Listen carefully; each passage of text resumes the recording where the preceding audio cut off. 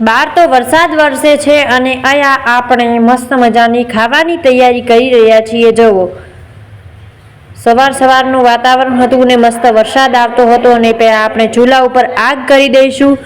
અને વરસાદી વાતાવરણમાં તો બધું ભીનું ભીનું હોય એટલે આપણે આગ બાળવામાં મુશ્કેલી આવે। પછી આપણે તપેલીને ગરમ કરીને ઉપર મૂકી દીધી હતી અને અહીંયા આપણે લીલા મરચાં અને લસણની પેસ્ટને પણ તૈયાર કરી દીધી હતી। પછી આપણે પાણી હતું એ નામી દીધું અને ફરીથી તપેલીને ગરમ કરવા મૂકી। અને જુઓ, વરસાદ તો બંધ થવાનું નામ જ નથી લેતો। જુઓ કેટલો વરસાદ છે। પછી અહીંયા આપણે 2 ચમચી જેટલું તેલ એડ કરી દીધું।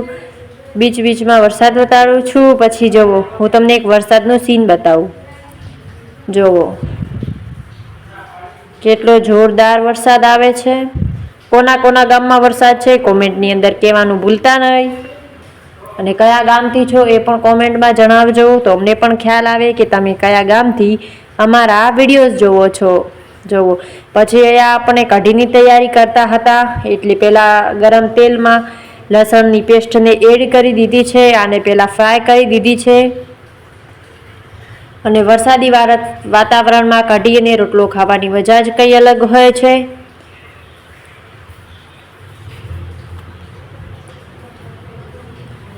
તો આ ફ્રાય થઈ જાય પછી એની અંદર આપણે પાણીને એડ કરી દઈશું। તો અમે પાણીને એડ કરી દીધું છે અંદર।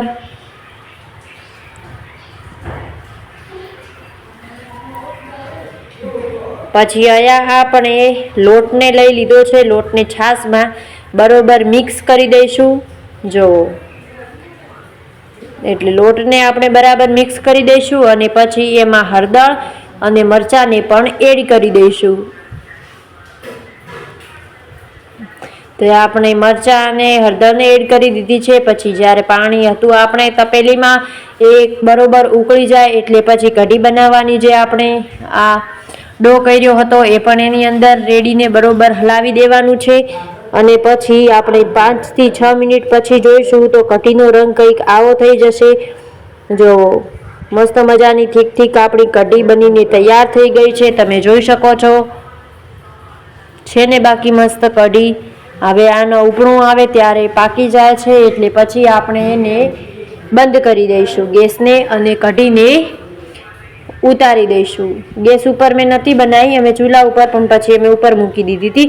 પછી અહીંયા આપણે બને છે ગરમા ગરમ બાજરીના રોટલા। કોણ કોણ કઢી સાથે બાજરીના રોટલાને ખાય છે કોમેન્ટમાં કહેવાનું ભૂલતા નહીં। અને તમને આજનો વિડીયો જો પસંદ આવ્યો હોય ને તો લાઇક, શેર અને સબસ્ક્રાઈબ કરવાનું પણ ભૂલતા નહીં। અને જો હજુ તો વરસાદ વરસે છે અને અહીંયા આપણે રોટલાની તૈયારી થઈ ગઈ છે।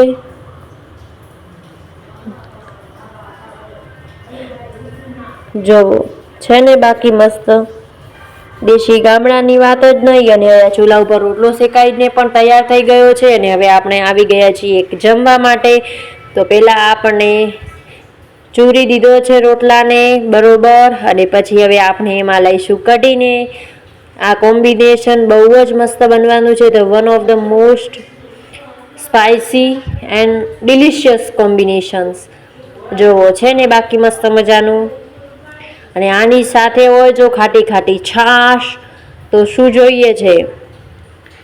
તો તમે પણ જમો, અમે પણ જમીએ। વિડીયો પસંદ આવ્યો હોય તો લાઇક, શેર અને સબસ્ક્રાઈબ કરવાનું ના ભૂલતા। જય હિન્દ, જય શ્રી કૃષ્ણ।